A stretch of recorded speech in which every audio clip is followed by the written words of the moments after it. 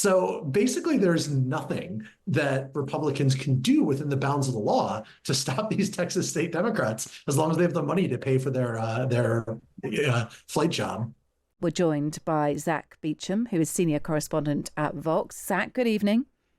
Hey, it's good afternoon here on the East Coast. It certainly is. Look, thanks for being with us, Zack. I'm just watching with intrigue. We'll talk about tariffs in just a few moments' time, but I'm watching with intrigue this race to locate Democrat Texas lawmakers who are effectively on the run, aren't they, over redistricting, the redrawing of boundaries in Texas. Just give us the lowdown. Tell us what's happening. There is an element of drama to it this evening. That's right. So what has happened, to give you some context, is that President Trump, seeing bad numbers impending for the midterm elections in Congress next year, demanded that Texas do something unusual, which is to do their redistricting, to change the boundaries a little bit early ahead of schedule. This would have led to an extreme gerrymander in which Democrats would have been locked out in disproportionate to their numbers in Texas. There were a variety of responses, including some Democratic states like California threatening to do the same thing.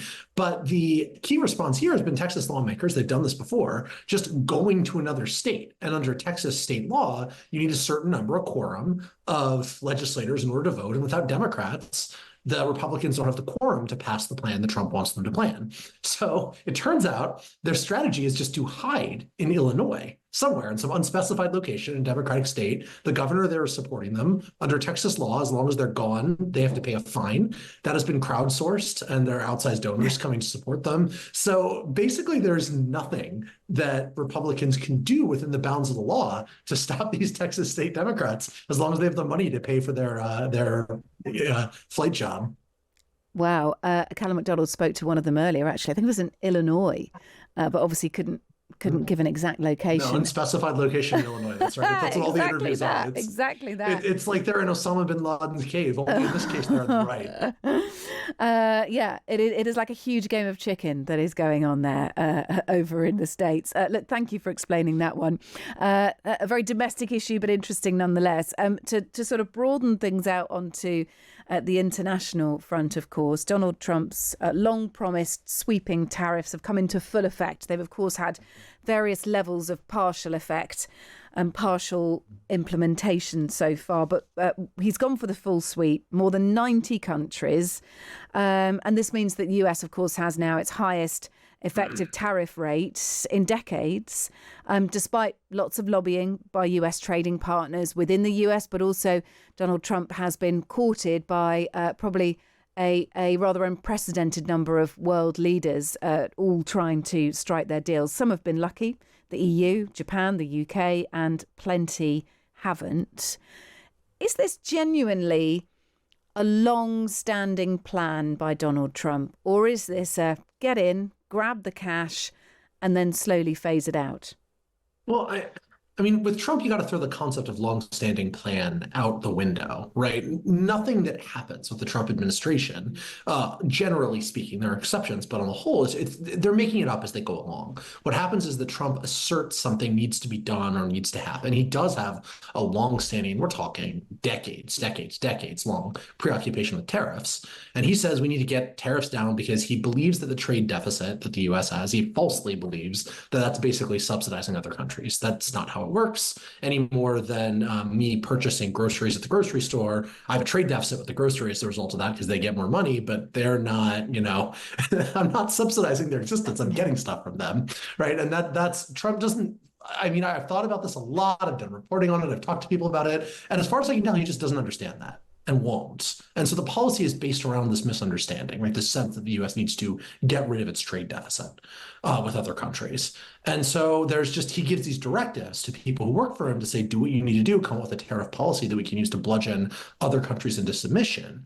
And that then they sort of develop these ideas as they happen. Now, during the campaign, we thought that was going to be a 10% across the board tariff on all foreign countries.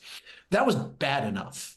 Right. But now what we've gotten is rates that are on average considerably above that, often targeting extremely important trading partners. Most notably, I think Canada is underappreciated internationally how much the U.S. and Canada depend on each other Mm. trade-wise. Um, And Canada's at what, and 35%, I think, aren't they? yeah, it's bad. I actually live in Canada now, and so I've seen it on both ends, being an American living in Canada. And the Canadian economy has been hit pretty severely, more than anyone else in the world. But also, the U.S. has hurt its own economy through these tariffs. Right? It's very clear in the latest job numbers, the overall performance of the U.S. economy, that it's just not going so hot back home. But yeah, Trump really does deeply believe, and you can see there's an op-ed that his trade representative published today in the New York Times that details a sort of, it's really kind of a reverse engineering of a policy justification to fit what Trump wants, but it's becoming official American trade doctrine, and it just that's what it is right now. Is that the U.S. believes we need to fundamentally restructure the international trading system to lower America's trade deficits because they believe that will bring back, well, the argument goes anyway, that will bring back manufacturing industries that have been lost to lower wage countries. So where we're at right now is the product of this combination of the president's own whims, his longstanding belief in tariffs, the sort of odd and ad hoc policymaking process where people just act on his dictates, and so a group of people who have been willing to take that in a pretty extreme policy direction. I mean, look, then how do you respond to that big investment from Apple, saying that they're going to invest $1 billion into, sorry, 100, is that 100 billion? It can't be 100 billion. Anyway, a significant amount of money. I'll look up the amount in just a second. But Apple are going in big, effectively. They are doubling down on their investments in the US. 100 billion, sorry, it is that much. How do you respond to that then? Because some companies, Apple are not alone in this, have gone in big on it. They've absolutely taken Donald Trump to his word. Yeah, I mean, look, there's a few things to say about this. First is that these pledges often don't materialize, right? You'll see a company say we're going to invest a certain amount in buy American procedures, and then it's not going to work. Second, it's not obvious that investment from an American-made company or an American company in the U.S. heartland is going to trade off or offset with the amount of money that's being lost. Right. And so that American-led companies, even if they're getting more money investment sort of in manufacturing here, are losing so much in terms of being able to access goods at the price that you need them, that the predicted job benefits or corporate benefits might not ever materialize. There's a really sad case, honestly, it was a knife company, I think, in the Western United States. And their founder published a video recently that was excited about the tariffs. It's like, hey, we're an American-made manufacturer. This is great for us. We're going to be selling a lot of knives. And then a few months later, he said his business is in tatters because the things that he needs in order to manufacture the knives are imported. And so the tariffs made them incredibly expensive. And so it's been a disaster for his corporation. So the point is that even if these companies say they're going to invest a lot of money, that doesn't mean that money wouldn't have been more productive for Americans as a whole if it had been invested differently in a world where we had zero trade barriers. So the combination of the uncertainty of how serious these pledges are, the fact that it takes them a long time to get stepped up, they also, and then I think sort of third, but I was running a little bit through the second thing I said, but sort of in general, is like the sums that we're talking about are a fraction of the potential hit based on declining GDP, declining growth due not just to just the tariff policy, but also the immigration policies, which are shrinking the U.S. workforce. When you're doing both of those at once, the end result, I think, will be much more damaging for individual Americans than any marginal benefits that come from this policy. Yeah. Okay. All right. Let's talk about J.D. Vance, because his long-awaited summer holiday in Britain begins tomorrow. I'm sure we're all terribly excited. The first stop for the Vance family will be at David Lammy, our Foreign Secretary's grace and favour home, Chevening. I'm sure they'll like it. It's a bit of a diplomatic coup for David Lammy. That's how it's being portrayed. Anyway, he's prioritised building a personal rapport with Vance despite their political differences. The pair are expected to deepen their relationship by praying together. Something that's not been done before, according to my report here, following a short bilateral meeting when the vice president arrives. They did take mass together, didn't they, at the Vatican, I think. But yes, they are expected to deepen their relationship by praying together.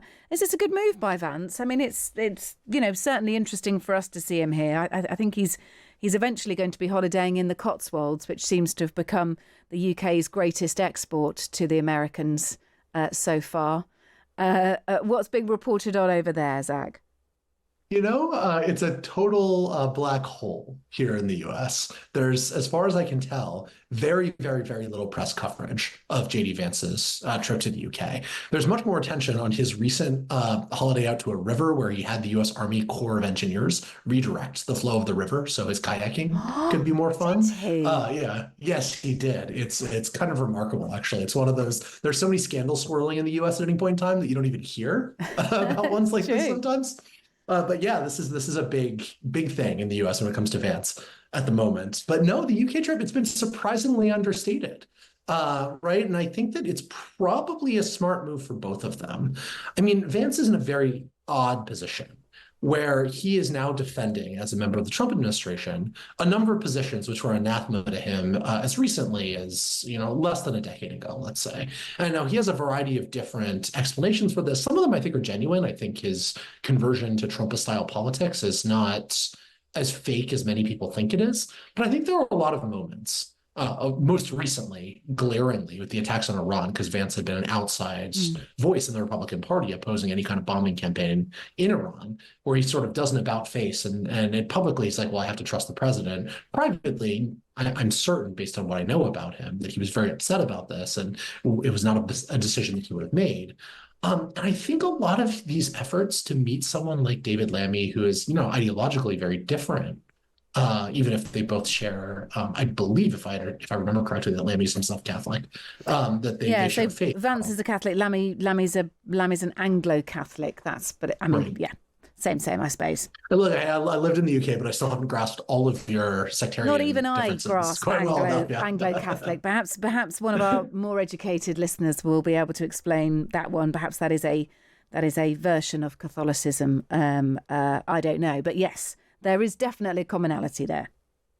Yeah, and I think it's a smart move on Lammy's part as well, right? The UK has done relatively well relative to most other countries.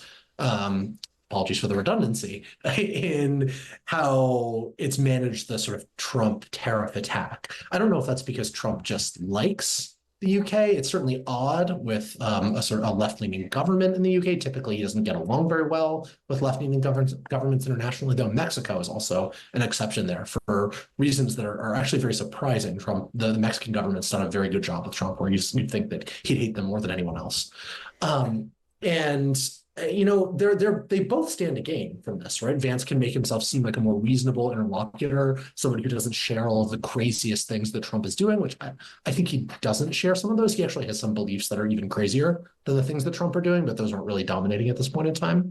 And so he can come across as the reasonable American, and Lammy can make further inroads with the U.S. government and be seen as somebody who's a serious negotiator who has helped Britain weather what is a geopolitical disaster with very few precedents for most of the world.